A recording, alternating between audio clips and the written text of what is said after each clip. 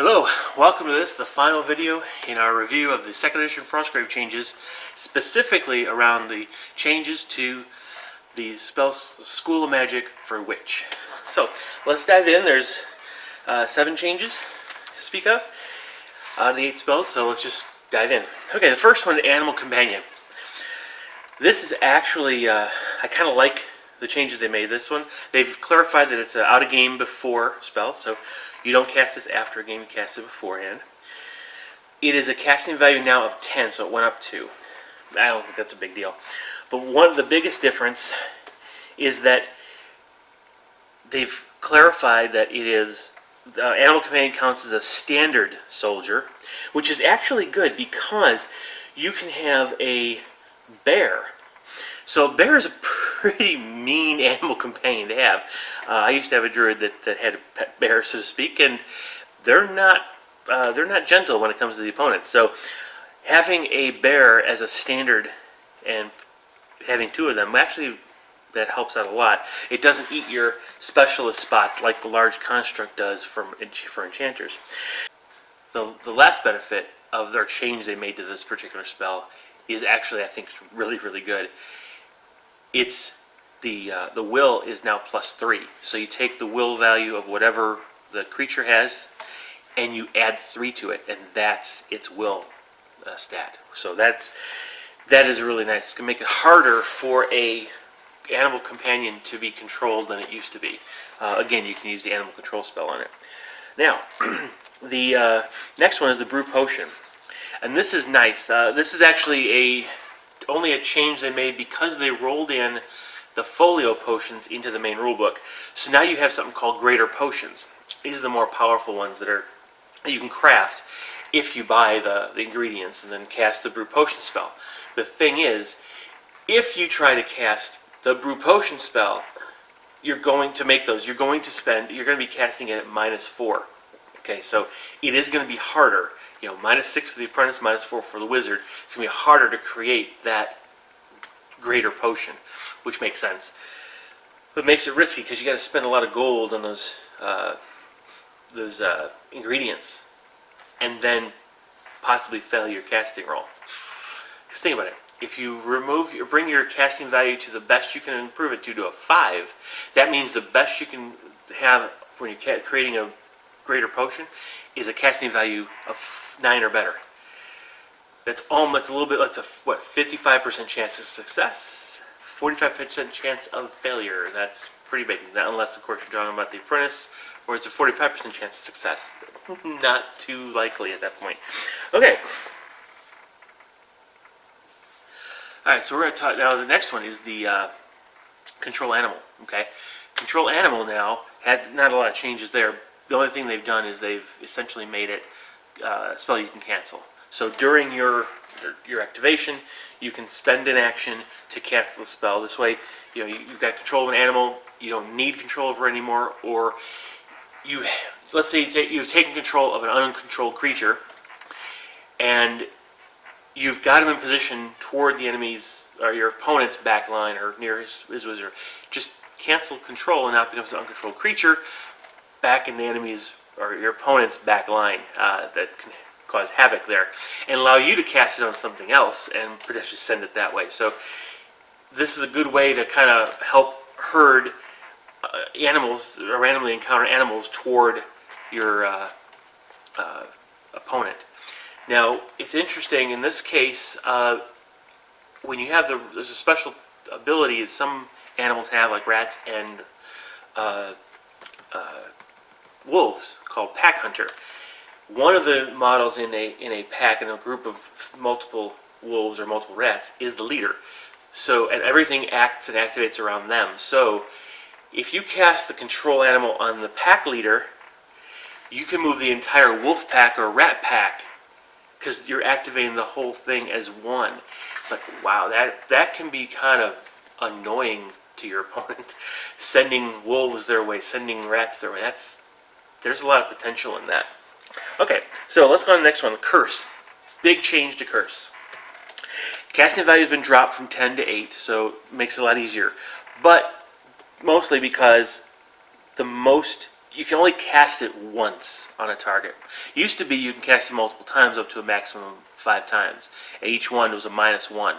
Now it's not. It's just a flat -2 curse. Cast it once. Multiple castings have no effect. So I'm not certain how I feel about that, because I have an opponent that casts curse a lot, and I kind of liked the possibility of getting -5, even though I was often the target of it, or the uncontrolled creatures the target of it. It seemed more, I don't know, it just seemed, something seemed right about it. So this is a slightly different approach to curse. Well, I think we're going to go with this one in the campaign. It's just a flat -2. You figure you curse it once, you don't kind of hex the person that's hexed, kind of thing. Yeah, it's just, that's basically, I think, the best way to. I guess it's the best. My opinion on this. I think it's okay. One casting gets you -2. That's usually enough, especially since the maximum fight you can put on someone, or sorry, yeah, it's basically +10. That's with all modifiers together. All right, the next one, Familiar, actually went up casting value to number 10. And it's still not a game, but it's before. It's been labeled as a before spell, which is not much different. The thing is,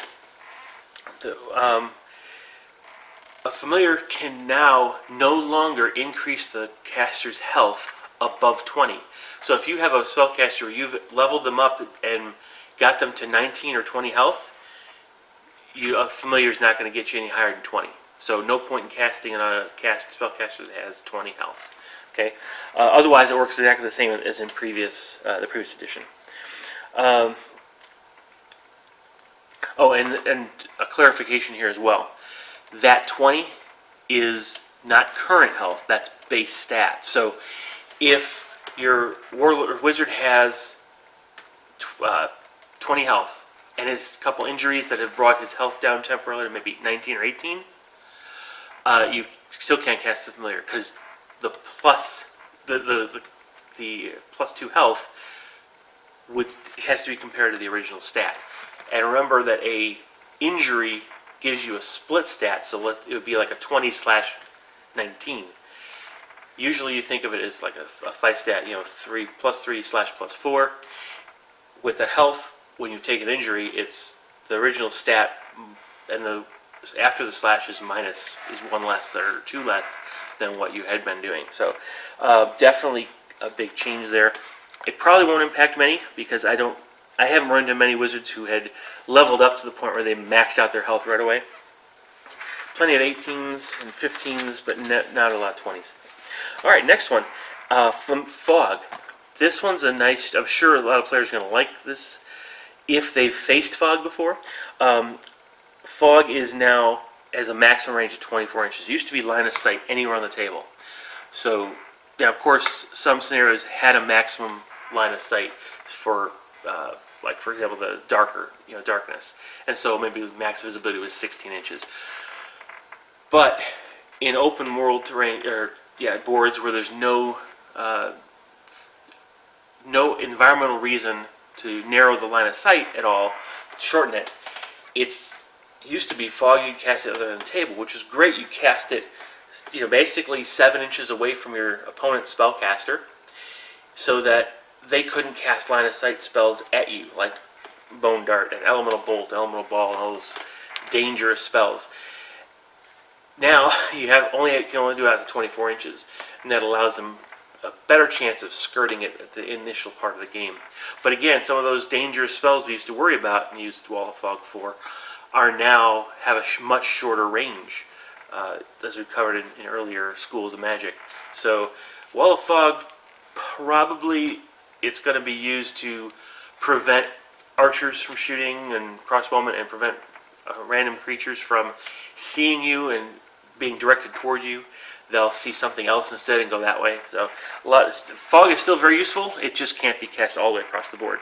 Now what they've done, though, with the dispelling, it's still they made this one actually a little easier to fall apart. The Fog dissipates now on a chance of 4 out of 20. Okay, but what they did is, instead of being a 17 plus, it is now 1 through 4 on a d20. Again, going through the whole idea of rolling low is bad.